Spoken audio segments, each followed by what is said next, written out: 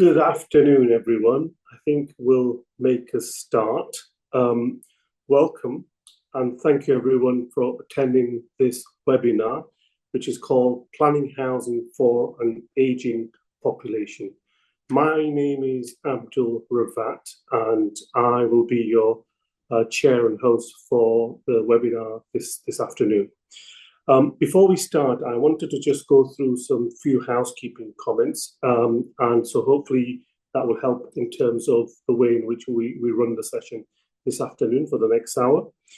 The webinar is being recorded and will be available on the NHF website later in the week. So in case you missed anything today or colleagues haven't had a chance to attend, you'll get a chance to look at the whole viewing. There are a number of ways in which you can engage in the webinar today. Firstly, please use the chat tool to speak to each other. Check that it is set to everyone. We'll also take as many questions as we can, so please submit your questions throughout the session, again in the Q&A room. You can also, like I said, do that in the Q&A room. But you can also upvote and comment on other questions. So the panel we've got today is a really, really good panel, and I'll come on to them in a minute. But let me just set the scene and give you some context. As we know, our population is aging. England is facing an acute shortage of appropriate homes for old people. With 8.3 million people over 65 by 2030 and the number of over 80s set to double, action is urgent. Furthermore, research shows that by 2035, the number of people over the age of 60 in England will reach 29% of the entire population. So this webinar will discuss ways to overcome the barriers to developing housing for older people and how to make the case locally for planning housing for an aging population. We have a golden opportunity to reform older person housing and turning recommendations into action. In many sense, 2024 was an important year for realizing that we needed to change the transition the economy and the housing market that has to confront the challenges of an ever-increasing aging and diverse population. And also, I would argue, in terms of the housing and social care system. At the end of 2024, the Older Person Housing Task Force, appointed jointly by the Ministry of Housing, Communities and Local Government and the Department of Health and Social Care, published its independent report setting out some key recommendations for transforming housing for our aging population. And earlier in July 2024, the APPG for Housing and Care for Older People published its report from the inquiry looking at the regeneration of outdated sheltered housing and recommending that focus and funding was needed to help providers retain their existing stock at a time when bill rates are not keeping pace with demand and demographics. And as many of you will know, Aberfield initiated that study. We also know that within our speakers today, Sally Nichols, she will make reference to the latest APPG, which is looking at creating and sustaining intergenerational community. But I think the message from the above report and from others in this space, like the Housing and Aging Alliance, is clear. The sector cannot continue as it is. We need wholesome reform, strong leadership at every level, and cross-sector collaboration to scale up solutions that meet the needs of our aging population. And if we fail to act and don't act to develop more homes for older people, this will place an unsustainable strain on both the housing market and the health services, whilst leaving many older people without suitable homes. The government has set an ambitious target of 1.5 million new homes, and a proportion of these must be designed for older people. The National Housing Federation Older Person Housing Group, which I'm delighted to chair, and others have urged the government to prioritise older people's housing and drive meaningful change to include a long-term national strategy that includes later living. And we know that that strategy is imminent. So we will find out in terms of what happens. So enough of me. I'm joined by a great panel of speakers who will discuss these issues further. And I'm going to first start off with Mohammed Al-Haq from HLM Architects, then Dawn Carr, the Co-Housing Partnership Manager at Housing 21, and lastly but not least, Sally Nichols, Assistant Director of Operations from Housing for Housing with Care at Riverside. So each of our speakers will speak roughly for about 10 minutes, and then, like I said, we'll have a Q&A session at the end. So, Mohammed, straight over to you. Thank you, Abdul, and thanks for the invite to speak to everyone today. Hi, everyone. My name's, as Abdul said, my name is Mohammed Al-Haq. I'm healthcare lead for HLM Architects, and I have over 20 years experience in the design and delivery of public sector buildings and also healthcare buildings. I'm going to talk to you today about our healthcare-led approach to to the later living sector, as Abdul has set out. Next slide, please. So just quickly, I just wanted to give a brief background on HLM and some of the work we do that informs what I'm going to talk about today. We're a national practice with 6 studios across the country, and we have expertise in a wide range of sectors, but key amongst them and relevant to today is our expertise in residential, healthcare and regeneration. Next slide, please.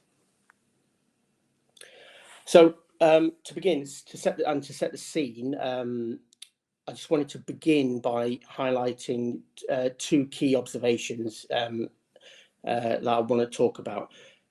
So no doubt you'll be familiar with some of the imagery on the screen right now and some of the housing typologies referenced. And the key thing I wanted to highlight is retirement living is marketed towards a younger market. So the over 55s generally is mentioned, but the reality is quite different to what this ambition is. So typically, the average age of occupant is 75 plus, with an average tenure of just over 4 years, which is, as I'm sure you'll agree, quite different to what the ambition sets out to be. Next slide, please.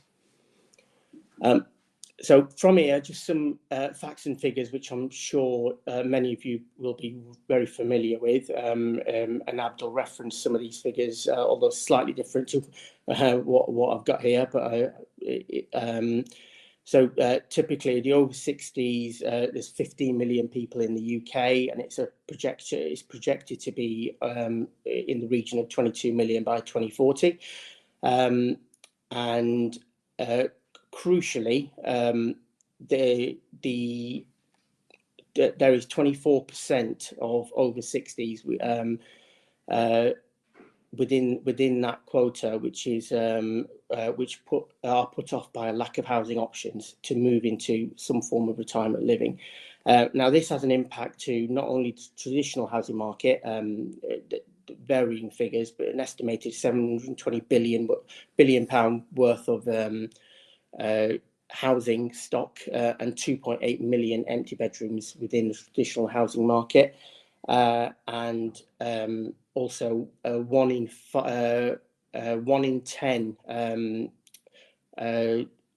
of that demographic that move into this type of housing, compared to 1 in 5 within other comparable countries, and this has an impact on the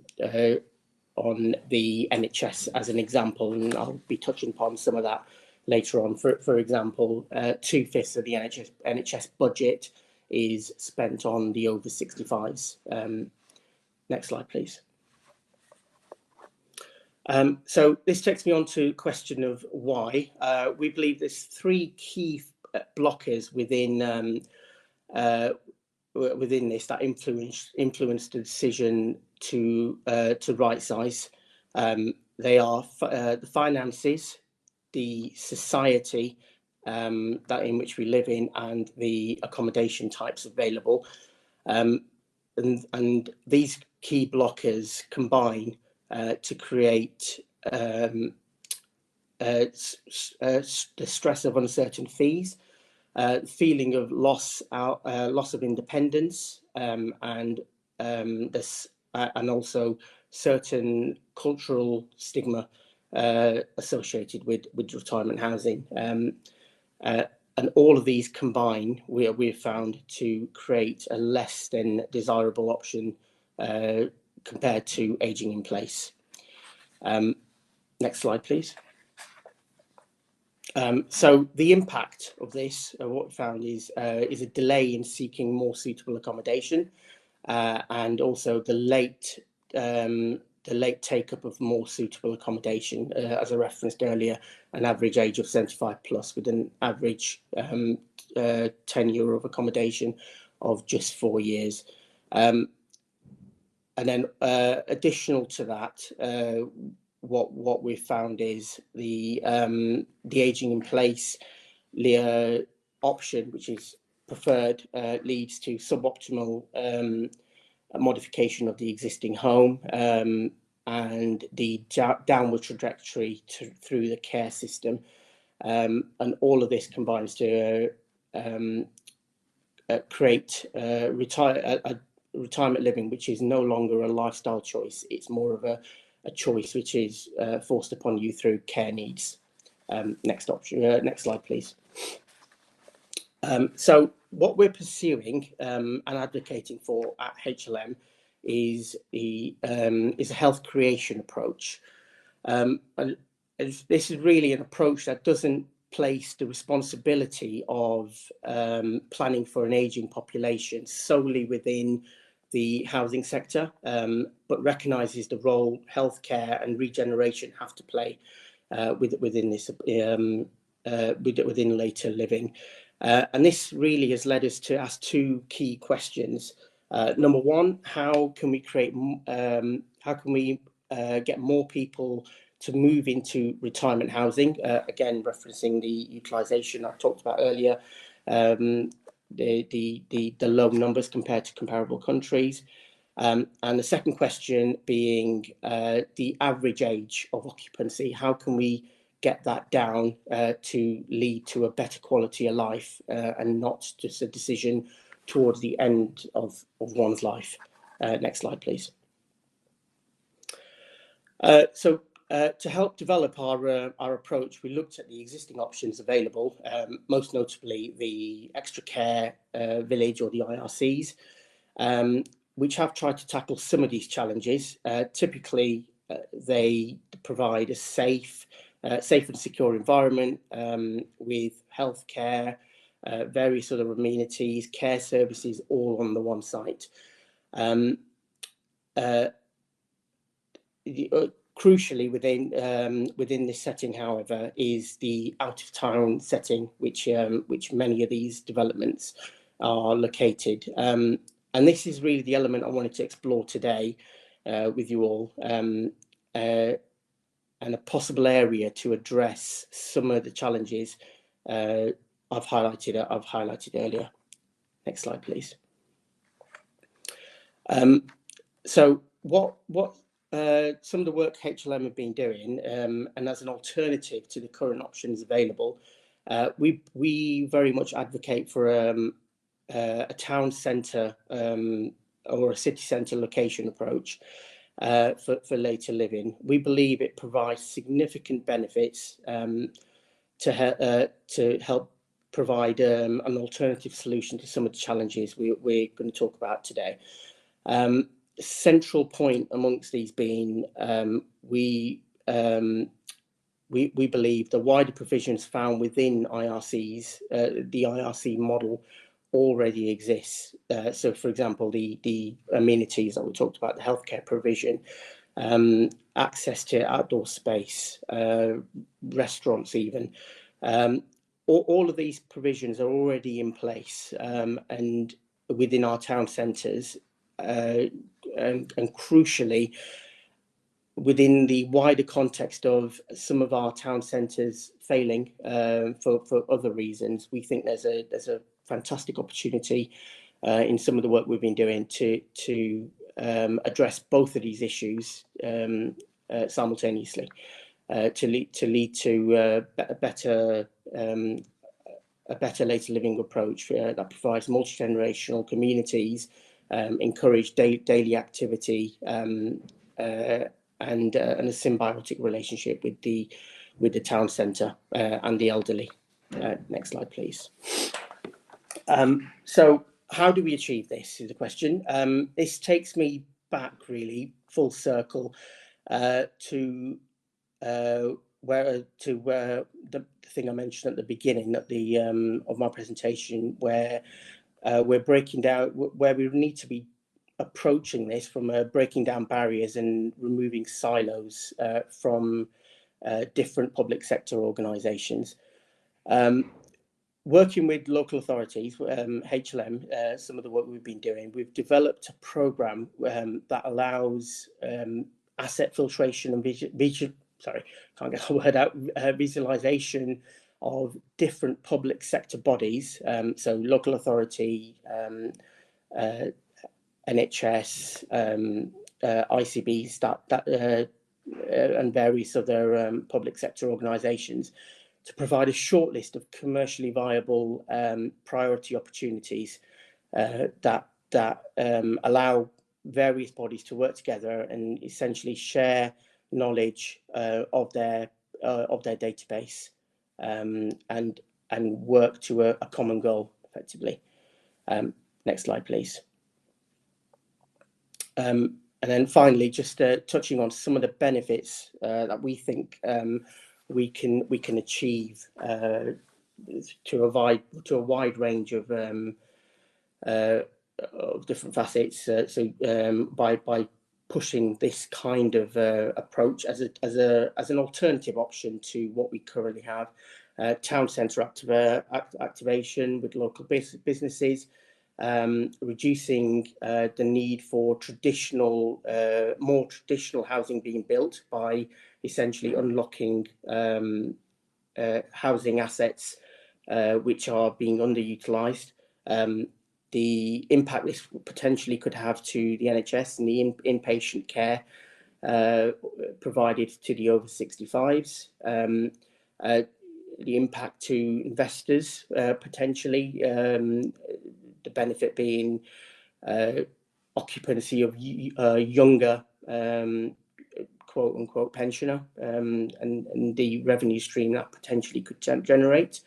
And then finally, for the residents themselves, more independent living, more autonomy, with the same level of potential care needed nearby.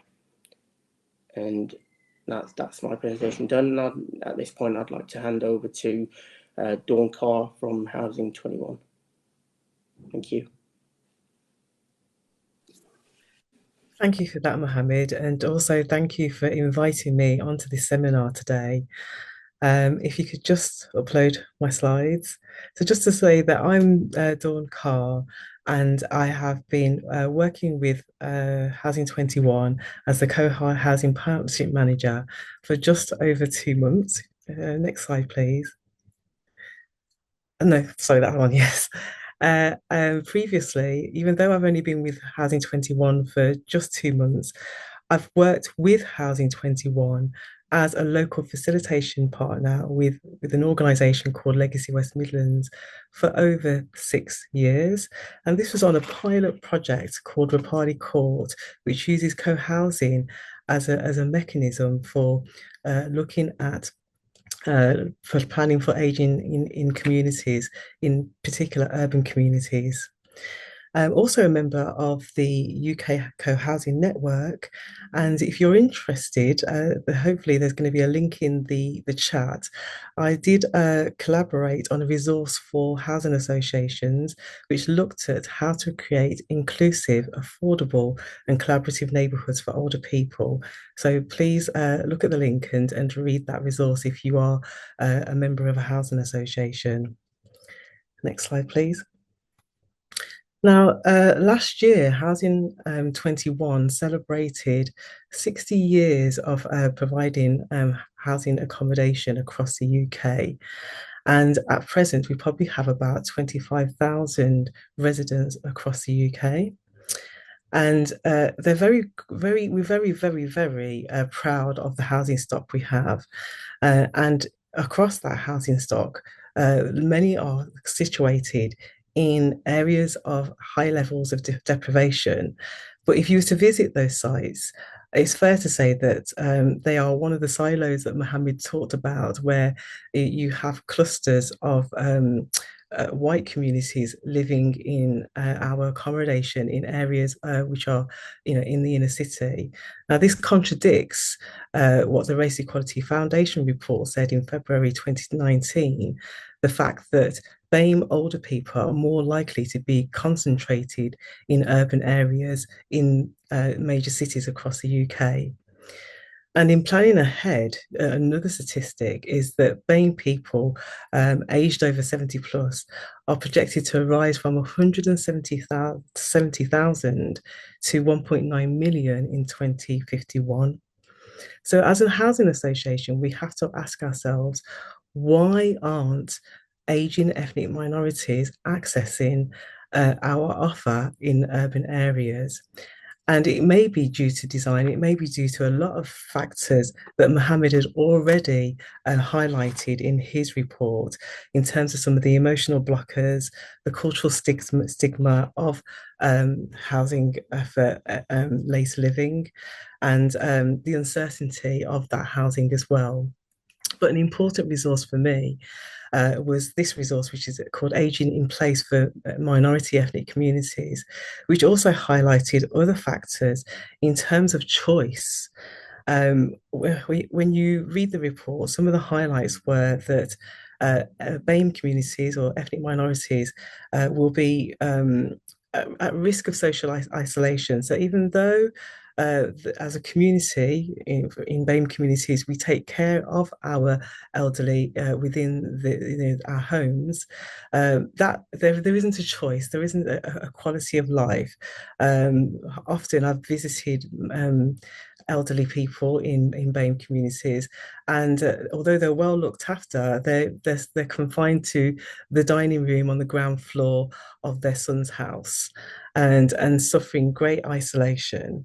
And in addition to that, in terms of choice, if they were to be rehoused, they want to stay in the areas where they settled when they came to the UK, where they have their friends and their networks, where their local cultural or religious buildings are located. And they also want that opportunity to continue visiting the same high street shops that provide specialist local produce, just as Mohammed highlighted in his report as well. So we have to look at how we can innovate and change our offer to provide that choice. And I think I loved Mohammed's 15-minute later living city idea, because in providing that, we thought that co-housing does this. And it's really about looking at how we see areas of deprivation and use land available to provide that alternative offer. Next slide, please. So to summarize, as I said, this housing offer is nothing new. Co-housing has been around since 1968 in Europe. Here in the UK, probably since the late 1990s, and it's been an offer that's usually been available to very affluent communities who have the means to make that choice to live as an intentional community.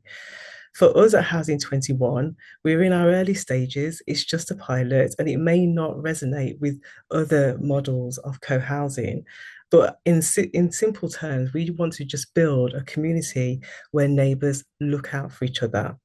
And it's in response to, as I said, some of the things that were highlighted in the aging report for ethnic minorities. And it's looking at providing that mutual support, the continuing the social interaction in place, having that opportunity to still have a diverse range of communities surrounding you and a culture of respect. But most important is that it's co-produced to meet their needs. Next slide. Now, co-production is not new in Housing 21. So, of course, within our existing housing stock, we have always engaged with our residents in terms of service charges, in terms of changes, renovations. In fact, we've got a recent really good example of practice in Stoke-on-Trent, which is called Berry Hill. And in Berry Hill, what the residents have been consulted on is our new modular kitchens and bathrooms. And they've met that with great excitement. And that's just one of the ways that we co-produce our changes in Housing 21. I'm part of the acquisitions and partnerships team, and we've done many acquisitions. And if I talk about the West Midlands area where I'm based, we've done many acquisitions of sites from Optivo, Midland Heart, and with that change management process, we've consulted with staff members, we've consulted with residents, and we've learned along the way because in acquisitions, what we've done is inherited stock, which does have staff members from ethnic minorities, which does have more residents from ethnic minorities. And we've had conversations with them and learned about what are the challenges and what are the solutions for aging in place for ethnic minorities. So with co-housing, the difference is that it starts with an intentional community. It's community-led from the offset. And what we mean by an intentional community is a community of people who want to live together and want to provide that mutual care and support. And then we work alongside that community to co-design, co-develop, and co-produce the new site with that community group. And more importantly, we want that site to be connected to the wider community. I have another model, which is not a co-housing model, but we've got Poppy Meadow, which is in the Oxford area, which was an extra care site, which was also a new build, and that has a cafe and a hair salon attached to it, which is accessed by the wider community. So we want to add value to the facilities in local urban spaces and reduce that deprivation and provide opportunities for local people to work or enterprises to develop. But more importantly, we want it to be inclusive. And if we go to the next slide, please. I think the most important part of designing and for aging in place using the co-housing model is the being able to facilitate community interactions. So those community interactions could be a common house, a meeting space.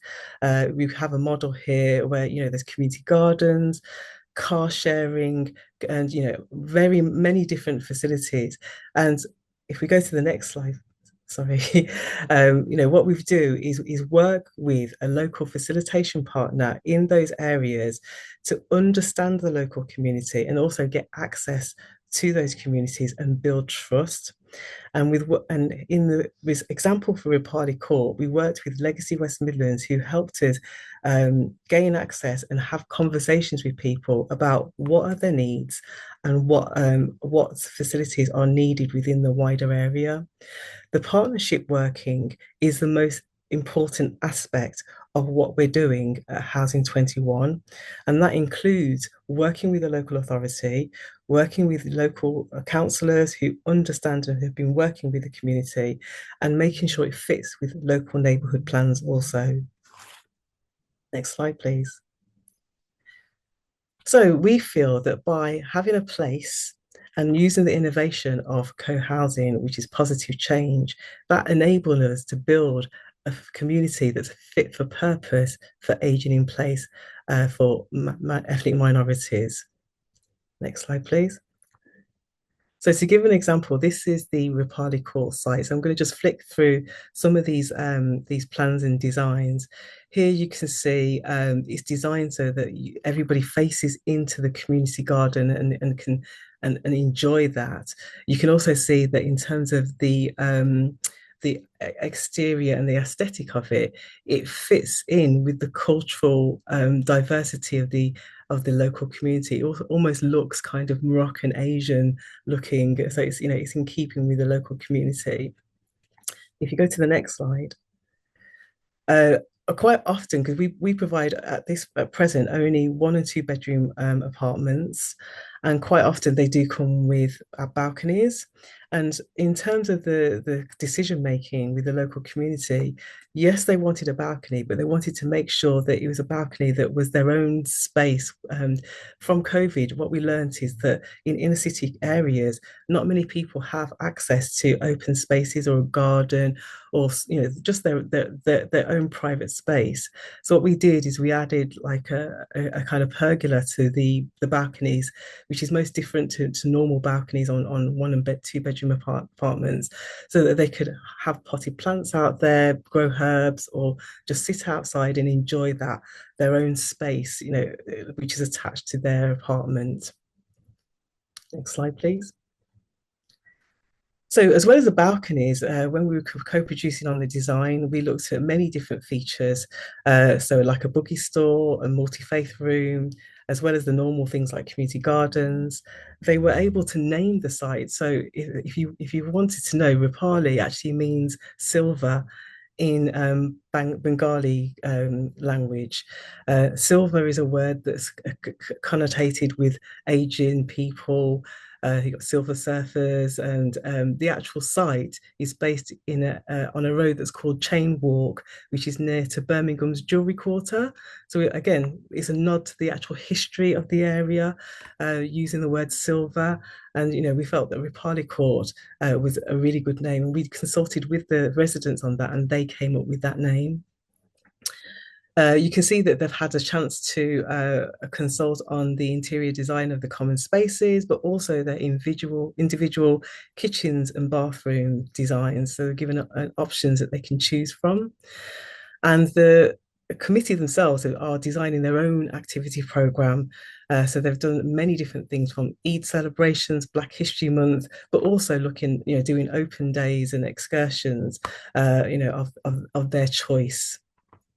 Next slide, please. Capacity building was a really important aspect of that, and there's a range of things that have gone on over the past 6 years. But the most important thing was providing access for the committee to use our internal core online training, of resources, so that they can learn about fire safety, health safety, safeguarding, and many other different things. And that is another really important part of the capacity building, as well as learning how to do consensus decision making. So making sure that everybody has a say over the designs in the co-production process, and they feel that their voice is heard. Next slide, please. So the lessons learned from this is that we feel that it's easier to do co-production when it comes to smaller sites. With co-housing, if you've got roughly around 16 to 25 residents or more, then it's more easier to do decision making. But it also means that we can access smaller sites which are available in urban areas. So you can see a picture of a site, which that's Smith Street. That is another site that we looked at, and again, it's a brownfield land in the middle of an urban area, which is just forgotten. People walk past it every day, probably fly tip on it, and it's unused land that could be put to better use. And the problems that we've had with working with brownfield land is that it is often contaminated or it has some challenges. So that does have an impact on the cost. So there's some of the things that we've learned in terms of working in urban areas. But as I said, it's given us the opportunity to explore many different types of partnerships and work with different types of developers. So previously, we were working with pieces of land that were handpicked by the local authority, which sometimes those options were viable and sometimes they weren't. But because we have already engaged with an intentional community and want to provide that offer, we've gone out and we've explored different partnerships or different developers to make it work. As I said, we were surprised how much the things that we're doing provide a wider asset for the wider community. So Ripaldi Court has not only just provided the local housing for ethnic minorities, but it's provided a new gateway in a really deprived area, which is called Lozells. And it's a really attractive gateway and is drawing more attention, but also more funding into that area. And that was something we didn't anticipate. And we're able to offer a variety of operating models. So with the residents at Ripaldi Court, they've opted for our Housing 21 light service, which they will start with when they move in. But we're able to staircase that through a range of different offers as they grow and develop as a group, or in terms of their confidence and in terms of their empowerment. The next slide, please. So just to summarize, co-housing is our offer for ethnic minorities, for people of modest means in deprived areas, using brownfield land and using our model of co-housing where people provide mutual support. So I just want to thank you for inviting me here today. And I just want to move on to Sally Nichols, who's the Assistant Director at Riverside. Thank you, Dawn, and good afternoon to everybody. I'm hoping that the slide deck comes up.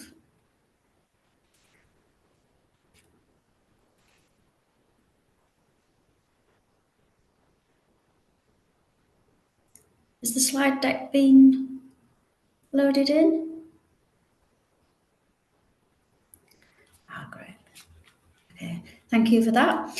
So I'm Sally, and I work for the Riverside Group. I've worked in housing for more than 25 years, the majority of that in supported housing. So I've worked in sort of homelessness services and older people services. So today I'm going to tell you about a recent development that we've developed specifically for older people.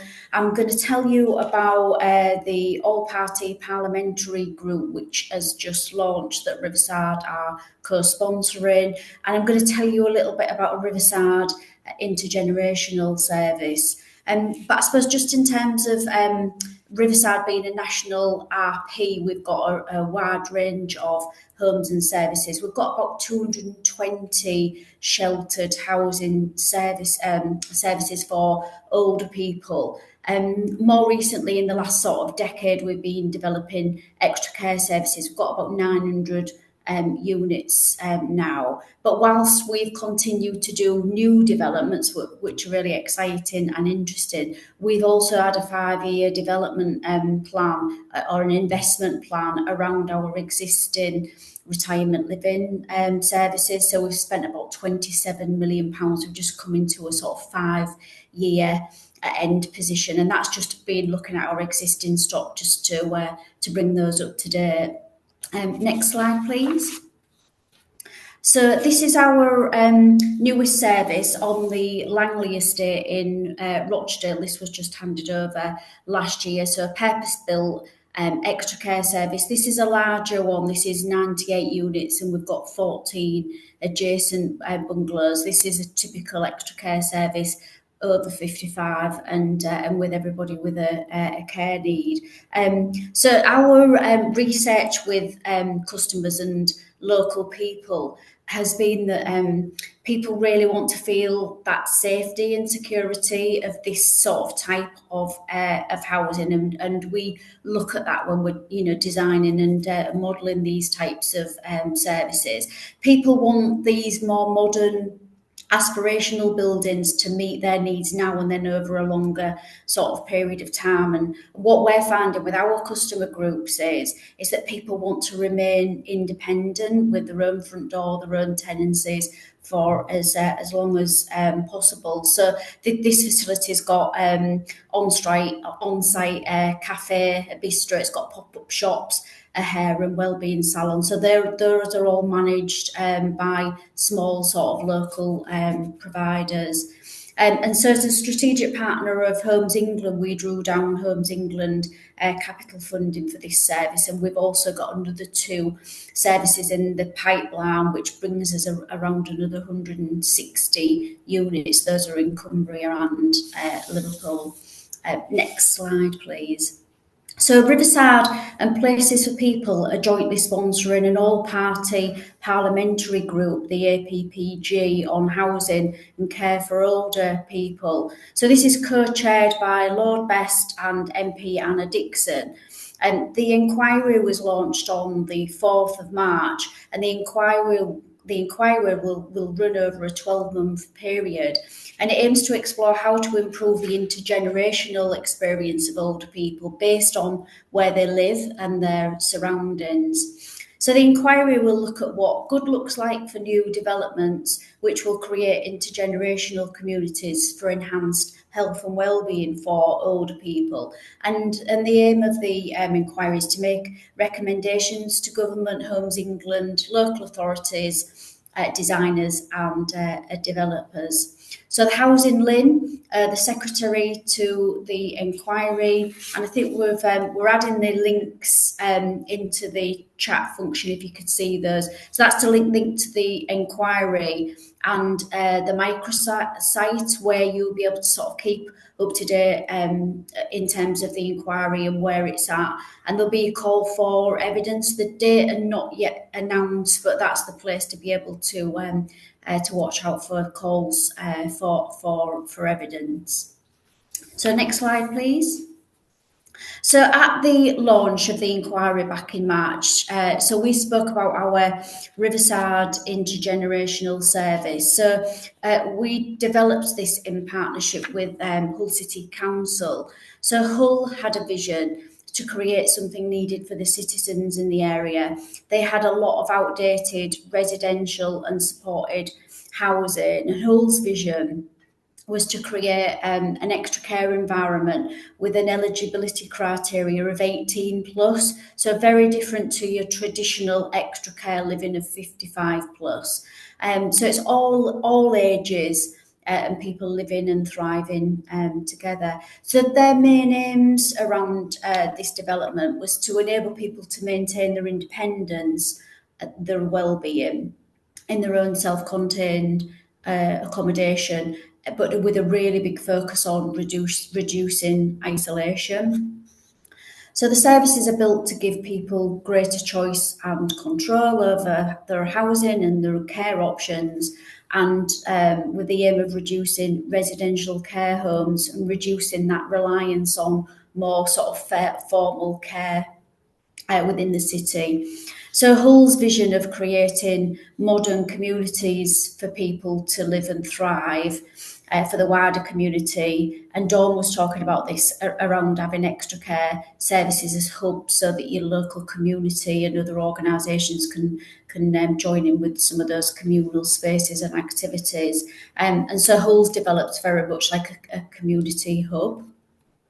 So Riverside and Hull City Council work jointly, and we've delivered 316 units over 3 separate sites. So these are really modern, innovative environments, all aged 18 plus. And the first service opened in 2017. So people must have a care need, and there's a really wide range of people living in the service, from low needs to high needs. And the service was also built with dementia in mind, and it achieved a gold standard in terms of the Stirling University dementia standards. At all the sites, there's a mixture of different people. So we've got younger people with learning disabilities, people with mental health problems, sensory impairment, through to older people with a, say, dementia diagnosis. But the ethos of these services, and like any community where we all live, is that it's just mixed people, mixed ages with mixed needs living together. So the youngest person living in our services is 21, and then the oldest is 92. That's just to demonstrate how broad the age range is there. So with it being extra care housing, there's an on-site care team. That's a 24-hour model, and that care can be sort of flexed up and down as people's needs and needs change over a period of time. There's a real ethos of working in a multi-agency approach to support the customers and the colleagues at this service. There's a big focus on health and well-being, and to keep people at home for as long as possible. Next slide. So this is just some quotes from some customers. So this is Mike and Jess that live in one of the services. So Mike says he likes to treat Jess as the daughter that he'd never had. He said it's interesting the opinions of the younger generations. Mike says that he's always been a people person, but it's home from home here. He feels that he's really fallen on his feet, and he likes the level of support that he gets from the service. Really importantly, Mike feels like he's leading a normal life. And then Jess says that she feels settled here. She likes talking with the older residents like Mike. She finds it better here. Jess lived in a supported housing service in the city. And she likes it because she's got her own apartment, her own space, but she can see people in this sort of thriving environment without, having to go out if that's not a choice for that particular day. So in summary, intergenerational living can make a really significant impact on people and on the wider community. It makes people feel part of a mixed community rather than sort of shoehorned into that older or younger people sort of mindset. What we found with the Hull services is that informal relationships are formed, and that's around people supporting each other. So we've got people using their own experiences and their own skills from their own lives, helping in a really good neighbour sort of vibe. So we've got younger people maybe helping older people with their tech or their mobile phone, and then we've got people like Mike who's older and a bit wiser, who's supporting Jess and supporting in different other areas of her sort of development. So hopefully that just gives you a little bit of a flavour about some of the work that Riverside's been doing. Do watch out for calls for evidence on the APPG, and we're really excited to see what the outcomes of that inquiry will bring to us in terms of the sector. And I think I'm now handing over back to Abdul. Yes, you are. Thank you, Sally, and thank you also to Dawn and Mohammed for three really, really interesting and very different presentations. So we've got a few minutes now to think about what we've heard, think about the wider context, and also have the opportunity to ask some questions. I've got Cam and Amy who are going to assist me in this task. I think when we started this event, we talked about a lot of numbers and big demographic and population shifts in terms of how the aging population and how we're going to plan for that.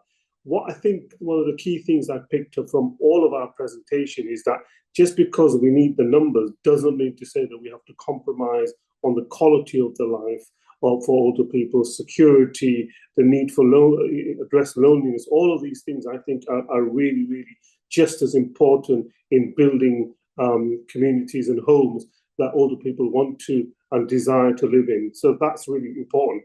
So I'm going to kick off with a question myself, and then hopefully we'll get some questions through the Q&A. So my first question really is, what is the best way to make the case for more housing for older people? And I suppose, Sally, as soon as you're on my screen, perhaps you might want to go third, because obviously you yourselves and Places for People are engaged in the APPG work like we were last year. Perhaps, do you want to start with that question? Yeah, thanks, Abdul. And I think the statistics just speak for themselves, don't they? So the statistics that Mohammed and Dawn talked about earlier on, just the need for older people services. What we found is that people want something different though. People don't want that traditional, sheltered retirement living. And we've just got to, and we've seen some really good examples of that today, haven't we, of just more innovative housing options for people. And I think as the generations move through, we just need to be more mindful of that. I suppose as a national RP, we want to do more house building. We've just got our range of extra care housing in the supported housing field at the moment. So ourselves, along with lots of other RPs, have those barriers around, either grant funding or access to land. So we always would link into the local authority sort of housing strategy, and older people's housing. We need to be just developing it and doing more of it. Yeah, no, totally agree with you. Thanks for that. Mohammed, from your presentation, what became very clear is that, in a sense, planning housing for an aging population is not solely a housing issue, and needs to be considered from multiple angles and multiple eyes. Do you want to shed light in terms of how we achieve that, and in terms of making the case for more older person housing? Yeah, absolutely. So I suppose the crux of the point I was trying to make is it's an area that impacts a wide variety of society, and certainly when we think of the vast proportion of what I like to call the middle section of the older population in terms of the development need, not necessarily the higher end of the market, but that middle 75%. It's something that impacts a wide range, and it's incumbent upon us to draw in those other areas and highlight the need to, as I said in my presentation, it's not just a housing issue, and we need to combine those other avenues to highlight not only the impact to the other areas, but what they can do to help unburden some of these issues. And just on that, so what do you think are some of the knock-on effects of greater investment in the housing market towards housing for older people? So in terms of the wider sectors, do you mean, or? Yeah, the wider sectors, yeah, and wider public sector, because we see, you mentioned about working in silos and breaking down some of those silos. Yeah, absolutely, yeah. So I mean, I suppose the best place for me starts within the sector that I'm most familiar with, which is healthcare, and it's we've all heard this horrible term, bed blocking, as an example, and one of the figures I referenced in my presentation, which is 2/5 of the NHS's budget is spent on the over 65s. So what we're trying to gear towards within some of the work we've been doing is, if we can provide better options for housing that have a health creation approach, so don't necessarily have this cliff edge, if you will, in terms of you stay in your home, you adapt it, you modify it only as far as you can, and then you move. And but ultimately, you need some form of acute care. If we can reduce that burden and prolong a well-being approach, we can reduce that burden within the acute care system and the social care system. And similarly, it will be similar. It will be a similar impact through the social care system on the impact of local authority. So not just the older person's housing as a sector. But I mean, it's such a powerful case in terms of the benefits of this, and we hope that the housing strategy that it's going to be launched next month starts to unpick some of these in a way that we haven't seen for a generation. Dawn, I know you're probably thinking I've forgotten you, but believe me, I haven't. I found your presentation really, really interesting from so many angles. I mean, the first angle for me is that a recognition by, a large mainstream provider that actually they needed to do more, and perhaps some of the old assumptions around people from social minority backgrounds looking after their elderly residents, are changing for a whole range of factors. So the question I had for you, if Housing 21 can do this, what advice would you give to others who may be hesitant, who don't really know how to engage, and who feels that we don't want to do this wrong? What would you say to them? I think firstly it's having a strategy. It's looking at the figures, the indices of deprivation, and locating the hotspots in their local area where urban communities are at risk, especially those who are over 70. So it's using a strategic approach first, and then once they've identified those hotspots, those districts or communities that they want to make a change with, is partnering with a local community group that understands and knows those communities, and working in partnership with those community groups and with the local authority and elected members as well, who regularly see these residents, regularly see these communities and understand the challenges that they face. You find that by partnering, it will unearth a wealth of information, a wealth of opportunities, and a wealth of networks that will make it so much more easier for any housing association who wants to embark on this. And it's also about wanting to make a change and being genuine about the approach. When they embark on this type of work with Asian ethnic minorities. Okay, thank you. There's a couple of questions that's come up in the chat box, and I'm going to take both of them together and ask the panel if they've got a quick comments on that, because I know we're running out of time. First question is from Sue Missing, and she rightly points out that in terms of Section 106 agreements, the type of offers, the type of accommodation offers, unfortunately, doesn't plan for an aging population. And what can we do to change that mindset, both with local authorities and RPs? And Susanna Young talks also about the role of strategy, how that can benefit the options for older people. Who'd like to take that question? Mohammed, do you want to sort of take on that wider strategic question?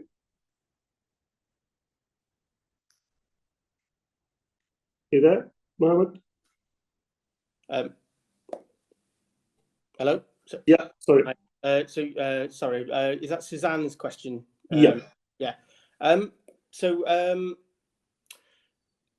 suppose in terms of encouraging the wider strategic piece and particular local authorities, I suppose it begins with understanding the impact an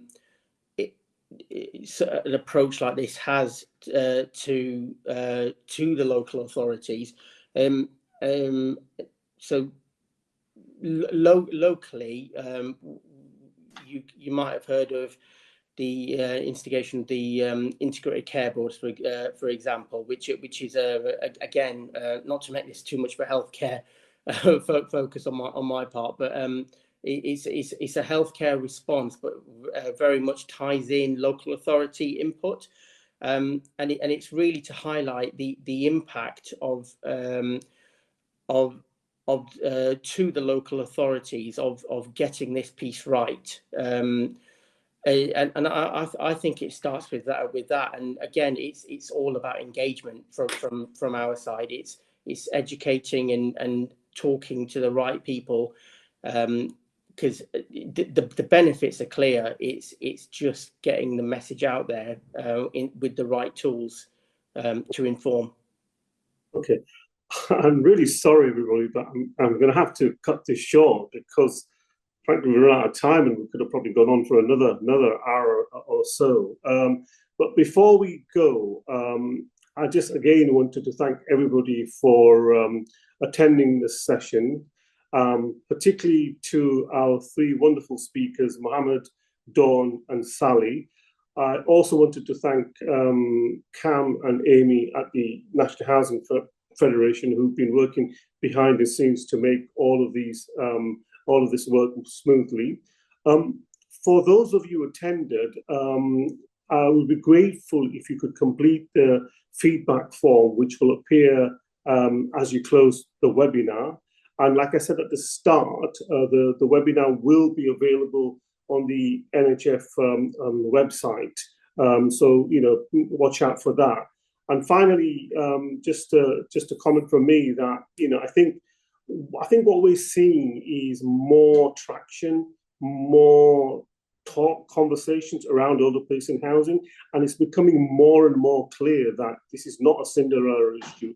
This is not a side issue. This is integral to how the housing market function, how the economy function, and health and social systems work. So we really hope that in terms of the government's plan, as they emerge in the coming weeks and months, that we see evidence of all of this work and all of this collective pressure starting to bear fruit. So thank you ever so much for attending, and I hope you all have a great day.